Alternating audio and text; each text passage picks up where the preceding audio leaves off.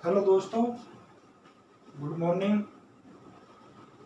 आज पढ़ेंगे हम बैक्टीरियल डिजीज लेप्टोस्पाइरोसिस। ठीक है। इस लेप्टोस्पाइरोसिस में क्या होता है, ये एक बैक्टीरियल डिजीज है। ठीक,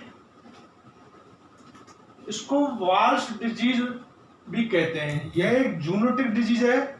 जूनोटिक डिजीज का मतलब होता है ऐसी बीमारियां जो जानवरों से पशुओं में संक्रमित हो जाती हैं या आदमियों से जानवरों में संक्रमित हो जाती है। ऐसी बीमारियों को हम जूनोटिक डिजीज कहते हैं। ठीक है। इसका दूसरा नाम है वाल्स डिजीज। ठीक है।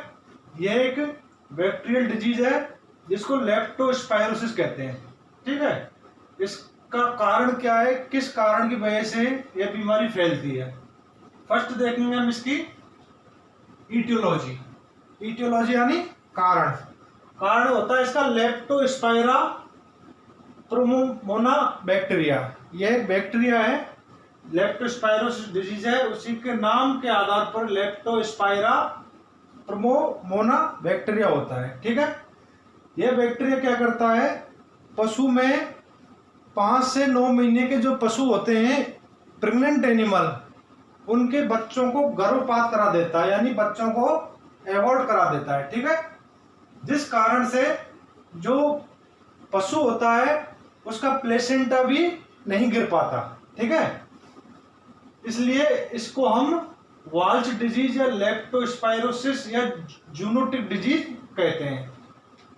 इसका मोड ऑफ ट्रांसमिशन क्या है? मोड ऑफ ट्रांसमिशन का मतलब होता है फैलने का माध्यम। मोड यानी माध्यम, ट्रांसमिशन यानी फैलना। यह किस माध्यम से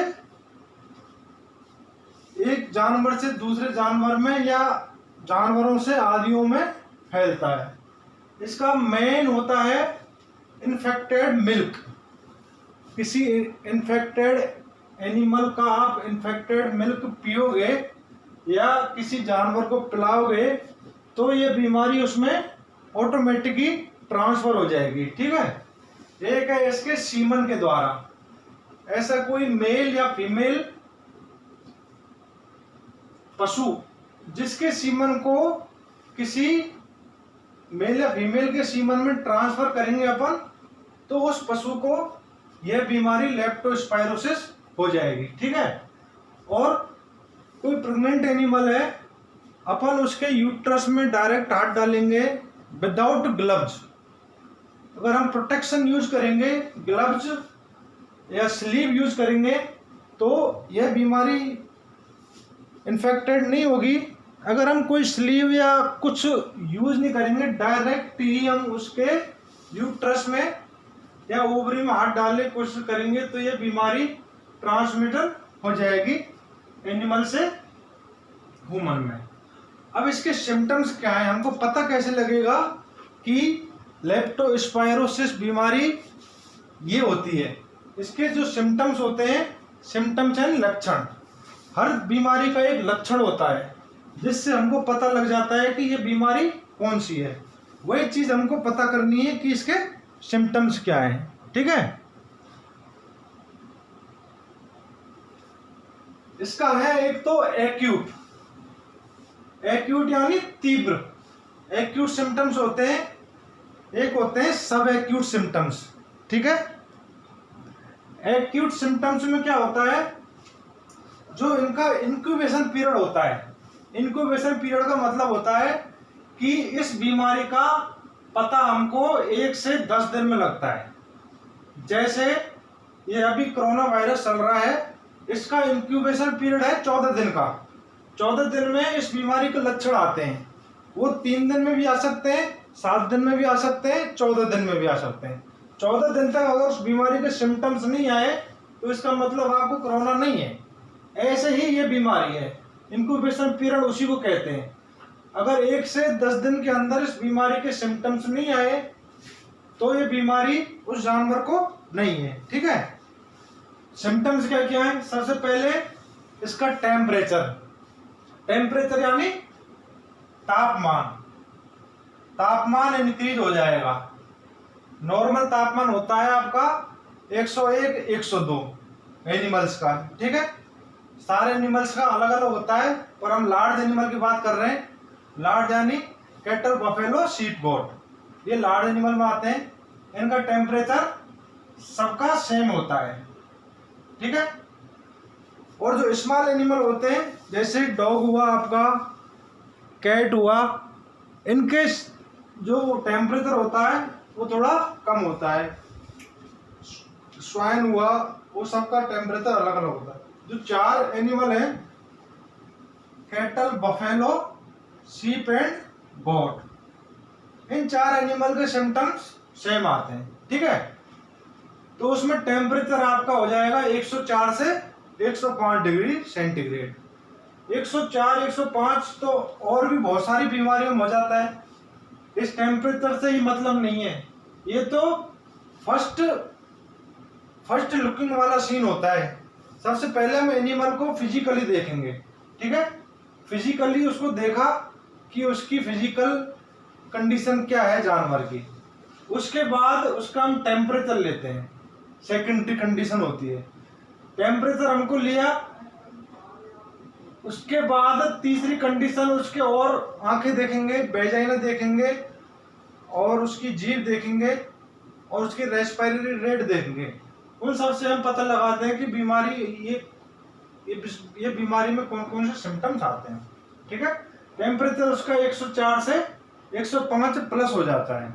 और बीमारी ऐसी है जैसे BQ है आपका, ब्लैक क्वार्टर डिजीज, HS है, हीमोरेजिक सेप्टिसीमिया, और भी बहुत सारी डिजीज है जिनमें टेम्परेचर इंक्रीज हो ही जाता है। और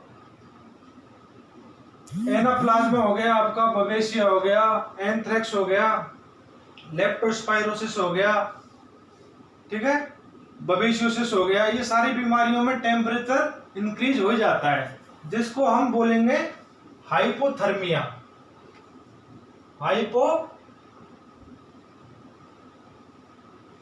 जिसको क्या बोलेंगे अपन?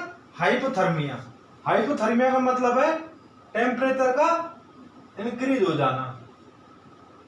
एक कंडीशन होती है हाइपरथर्मिया, हाइपोथर्मिया एक होती है। हाइपो में टेम्परेचर डिक्रीज हो जाता है, सॉरी, और हाइपर में इंक्रीज होता जाता है। एक होती है हाइपो, एक होती है हाइपर। हाइपो में 101 102 से टेम्परेचर नीचे आ जाएगा, 96 97 98 इतना टेम्परेचर आ रहा है तो उसको अपन कहेंगे हाइपोथर्मिया, ठीक है। अगर टेम्परेचर आपका बढ़ जा रहा है, 102 से 104 105 हो जा रहा है, तो उस कंडीशन को हम बोलेंगे हाइपरथर्मिया, ठीक है। उसके बाद उसका अगला सिम्टम्स है रेस्पिरेटरी इन्फेक्शन। रेस्पिरेटरी इन्फेक्शन का मतलब होता है जब पशु तेज गति से सांस लेता है, यानी उसको सांस लेने में दिक्कत आती है, तो उसको अपन बोलेंगे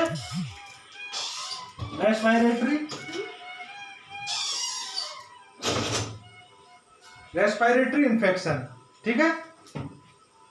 इसमें पशु जो नॉर्मल अवस्था होती है उसकी रेस्पिरेटरी की, उससे तेज गति में यानी बहुत ज्यादा ही तेज सांस लेने लगता है।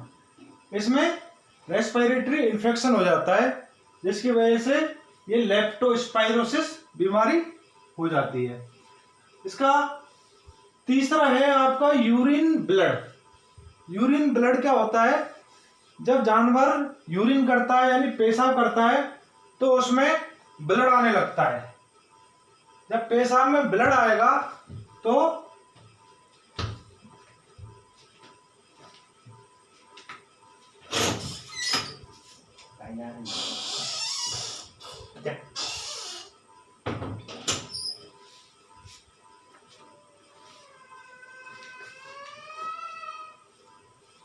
जब जानवर पेशाब करता है, यूरिन करता है, तो उसमें क्या होता है? ब्लड आता है।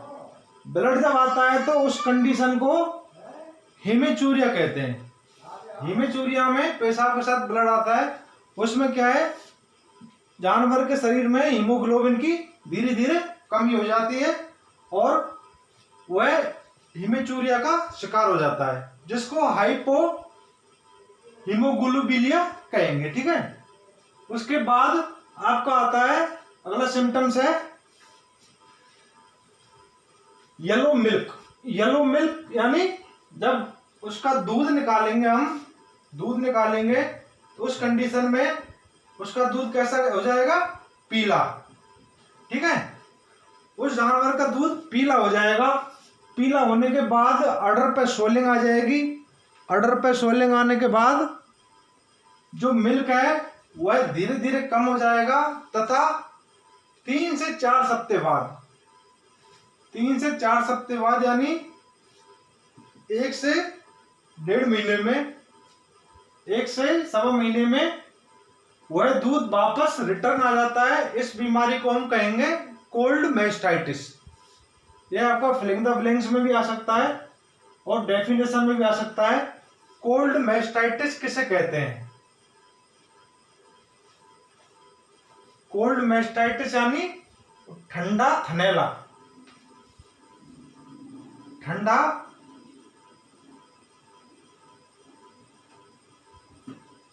थनैला रोग। ठीक है, उसमें आपको सबसे पहले यही कहना है कि लेप्टोस्पायरोसिस डिजीज में जब हम मिल्क लेट डाउन करते हैं, पशु का दूध निकालते हैं, तो उस दूध का कलर येलो हो जाता है। ठीक है, और दूध का कलर येलो होने के बाद उसका जो अडर होता है, उसका जो औंधी होती है, उस पर सूजन आ जाती है। उस पर सूजन आने के बाद मिल्क धीरे धीरे कम हो जाता है। मिल्क धीरे धीरे जब कम हो जाएगा और वह मिल्क के 1 महीने बाद वापस रिटर्न आ जाता है, इस कंडीशन को कोल्ड मैस्टाइटिस कहेंगे। ठीक है, आपका अगला सिम्टम्स है जब पशु 5 से 9 महीने का प्रेग्नेंट हो जाता है। 5 से 9 महीने का जब पशु प्रेग्नेंट है तो उस कंडीशन में क्या होता है कि इस बीमारी के कारण लेप्टोस्पाइरा प्रोमोना बैक्टीरिया के कारण वह जो 5 से 9 महीने का जो अपना एनिमल है, प्रेग्नेंट एनिमल, वह एबॉर्ट कर जाता है। एबॉर्ट यानी बच्चा को फेंक देता है, गर्भपात करा देता है। उस कंडीशन में क्या होता है, जब 5 से 9 महीने का बच्चा गर्भपात हो गया, बच्चा गिर दिया, तो उस कंडीशन में वह पशु ना तो दूध पर आता है, ठीक है, और ना ही उसका प्लेसेंटा बाहर निकलता है। प्लेसेंटा यानी जेर, जिसको हम ग्रामीण भाषा में जेर कहेंगे। ना ही उसका प्लेसेंटा जेर बाहर निकलेगी, वह जेर भी अंदर रह जाएगी। जब जेर धीरे धीरे सड़ने लगेगी अंदर, यूट्रस में इन्फेक्शन फैलाएगी, तो उसके बाद क्या होगा, पशु की जो बॉडी स्ट्रक्चर है वो धीरे धीरे डिबिलिटी में आ जाएगी। डिबिलिटी यानी, डिबिलिटी का मतलब होता है धीरे धीरे कमजोर होना। डिबिलिटी का मतलब होता है धीरे धीरे कमजोर होना। ठीक है, जब पशु 5 से 9 महीने का प्रेग्नेंट था, वो एबॉर्ट हो गया, गर्भपात करा दिया, तो उसके बाद उसका जो यूट्रस है उसमें से प्लेसेंटा बाहर नहीं निकलेगी। प्लेसेंटा यानी जेर, जेर जब बाहर नहीं निकलेगी तो उस कंडीशन में क्या होगा, पशु के अंदर यूट्रस में इन्फेक्शन फैलने लगेगा। जब इन्फेक्शन फैलेगा तो पशु धीरे धीरे डिबिलिटी में आ जाएगा और एक टाइम ऐसा आएगा कि पशु न खड़ा हो पाएगा और ना ही कुछ खा पाएगा और धीरे धीरे वह मौत का शिकार हो जाएगा। ठीक है, उसके बाद अगला है इसका, ये तो एक्यूट हो गया, अब वो है सब एक्यूट। सब एक्यूट का मतलब है, एक्यूट का मतलब होता है तीव्र, सब एक्यूट का मतलब है कुछ समय बाद। ठीक है, मध्यम तीव्र या कुछ समय बाद। इसमें क्या होता है, सब एक्यूट में क्या करते हैं, सबसे पहले इसमें एक ही है एनोरोक्सिया। एनोरोक्सिया का मतलब होता है, मैं आपको एक चीज बता दूं, फील्ड में सबसे ज्यादा आपको जो केसेस मिलेंगे वो एनोरोक्सिया के मिलेंगे। एनोरोक्सिया कोई बीमारी नहीं है, ठीक है। एनोरोक्सिया का मतलब होता है भूख ना लगना। भूख नहीं लगती पशु को, पशु धीरे धीरे कमजोर होता जाता है और अपना जो प्रॉपर जो दूध दे रहा है उसको वो खो देता है, ठीक है। दूध खोने के बाद जब ओनर होता है उसकी खुराक कम कर देता है और धीरे धीरे डिबिलिटी में आके वह मौत का शिकार हो जाता है। अगर टाइम पर इसका ट्रीटमेंट ना कराएं और सही ढंग से इसके सिम्टम्स पैराबाइट्स या बाइट्स को पता ना चले तो इसमें भी पशु की आफ्टर सम टाइम यानी कुछ समय बाद मौत हो जाती है, ठीक है। तो इसका सबसे पहला सिम्टम्स होता है सब एक्यूट में एनोरोक्सिया। एनोरोक्सिया मतलब भूख ना लगना।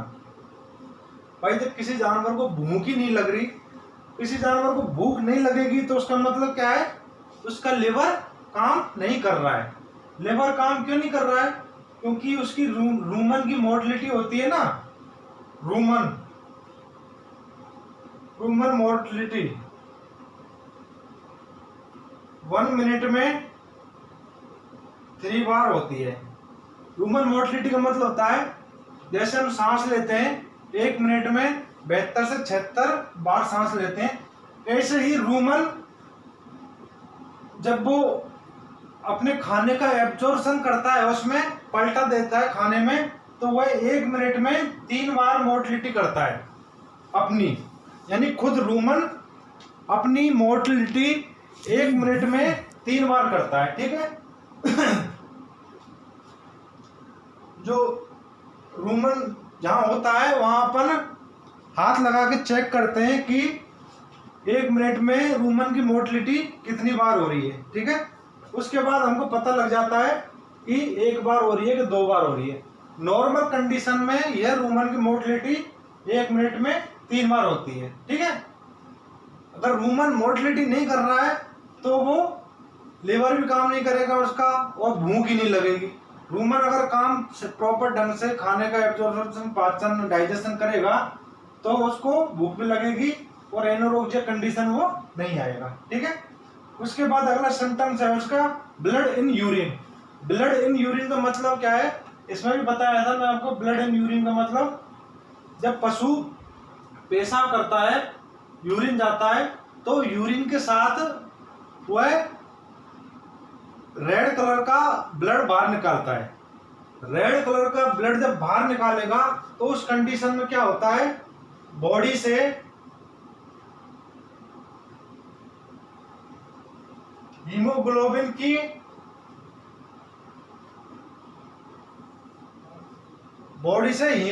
की कमी आ जाएगी।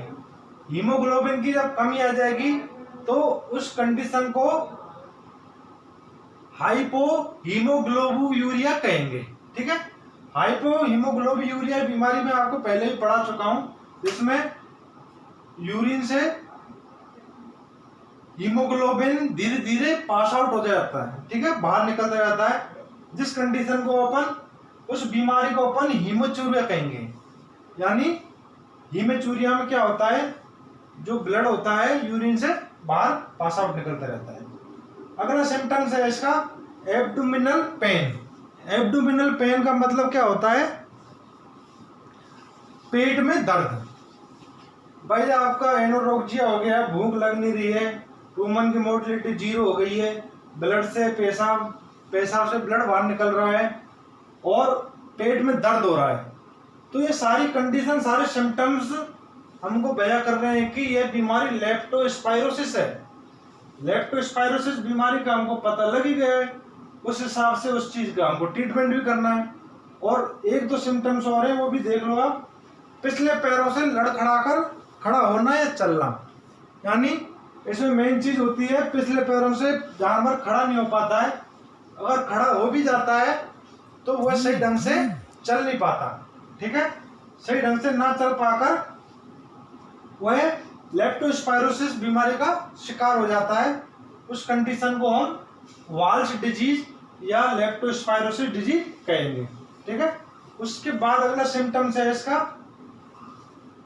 जॉन्डिस, जॉन्डिस यानी पीलिया, पशु धीरे धीरे पीला पड़ जाता है, आंखें उसकी पीली पड़ जाती हैं, और जो नाक के नीचे नेजल मेम्ब्रेन होती है, जो छोटे छोटे छिद्र होते हैं जहाँ हमेशा छोटी छोटी पानी की बूंदें होती हैं, वहां पर बिल्कुल ड्राई हो जाती है त्वचा, ठीक है।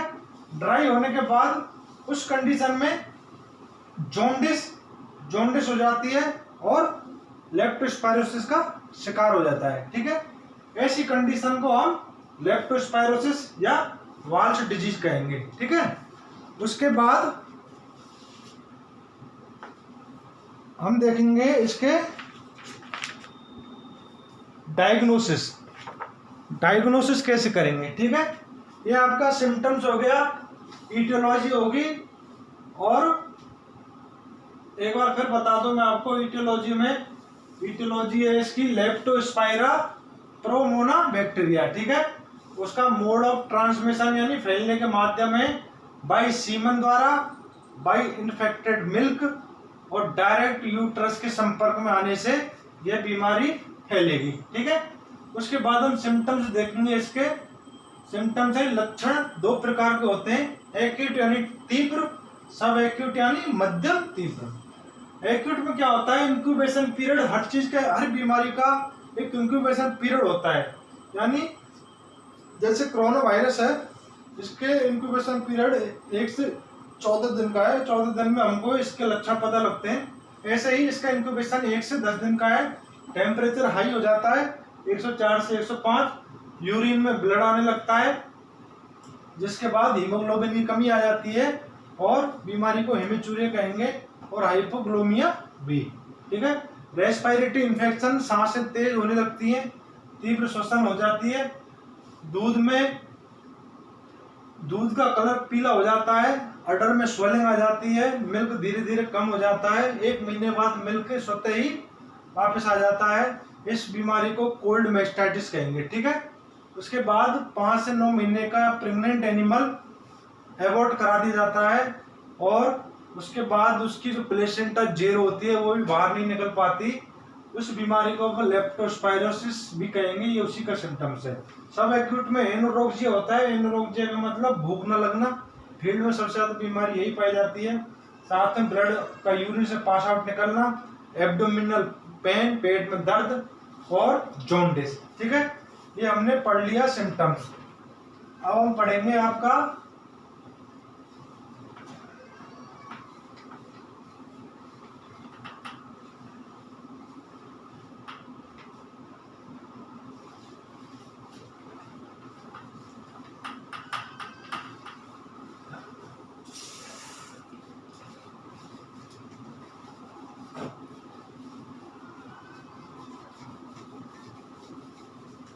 अब देखेंगे इसकी डायग्नोसिस यानी निदान।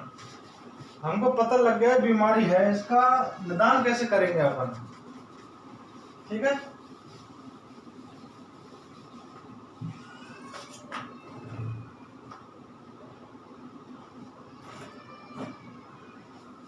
निदान कैसे करेंगे, डायग्नोसिस।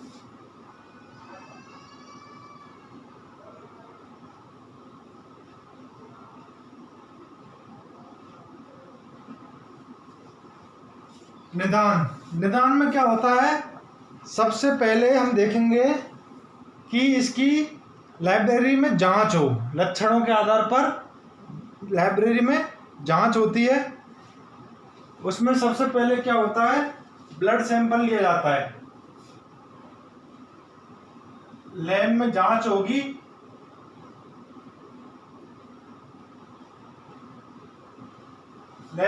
होगी, सिम्टम्स के आधार पर।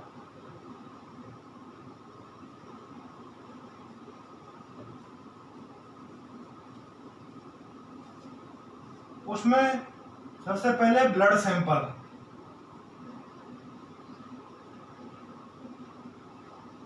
सैंपल ले लिया। उसके बाद ब्लड सैंपल में क्या देखेंगे अपन, WBC, white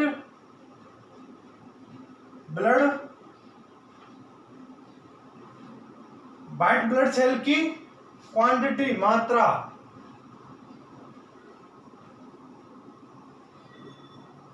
white blood cell की मात्रा बढ़ जाएगी। ठीक है, उसके बाद एनीमिया के लक्षण दिखाई देंगे। एनीमिया, ठीक है, एनीमिया क्या होता है? एनीमिया कमजोर स्थिति होती है। एनीमिया के लक्षण, ठीक है,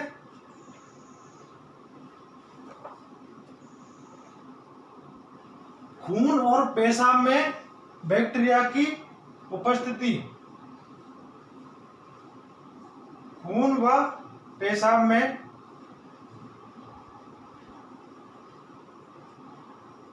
बैक्टीरिया की प्रेजेंट, यानी पेशाब और खून में बैक्टीरिया प्रेजेंट मिलेगा। ठीक है, उसके बाद पैथोलॉजिकल बदलाव, पैथोलॉजिकल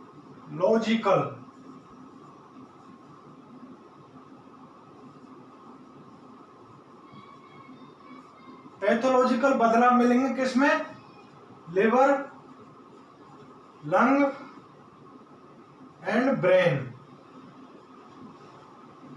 पैथोलॉजिकल बदलाव का मतलब है उनकी जो मॉर्फोलॉजी है, जो कंडीशन होती है, वो उस स्थिति में नहीं मिलेंगे जिस स्थिति में वो मिलने चाहिए थे।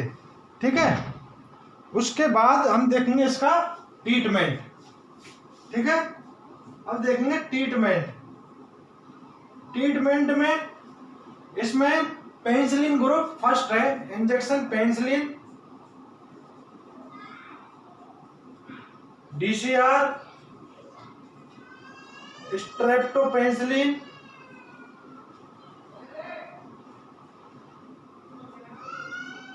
ठीक है, ऑक्सीटेट्रासाइक्लिन,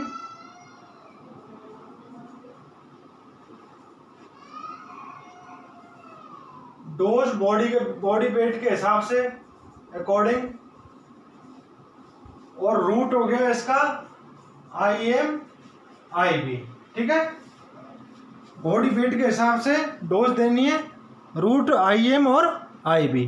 ठीक है, ये हो गया। उसके बाद कुछ फ्लूइड थेरेपी दे देंगे, साथ में दे देंगे fluid therapy, fluid therapy and liver extract, IM IB।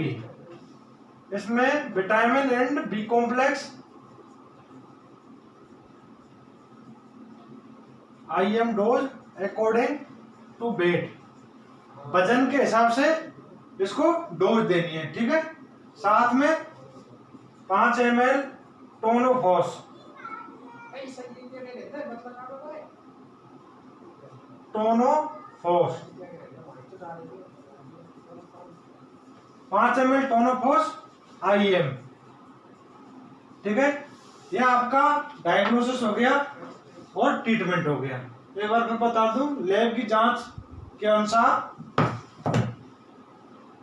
Lab की जांच होगी सिम्टम्स के आधार पर। ठीक है, सबसे पहले ब्लड सैंपल लिया जाएगा, ब्लड सैंपल में से देखेंगे WBC की मात्रा बढ़ जानी चाहिए। ठीक है, एनीमिया कंडीशन हो जाएगी एनिमल की।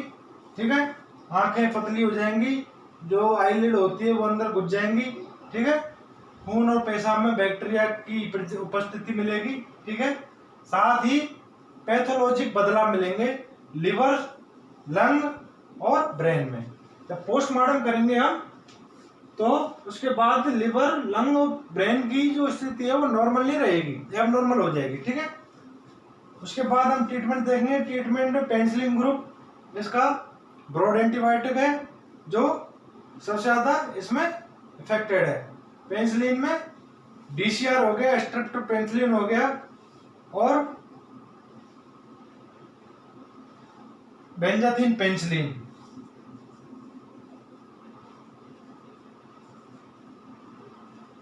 ठीक है। साथ में ऑक्सीटेट्रासाइक्लिन, साथ में सपोर्टिव थेरेपी में टोनोफॉस्फेट 5 ml दे देंगे। इनकी डोज बॉडी वेट के हिसाब से दी जानी है और उसकी रूट होगा आईबी या आईएम, ठीक है।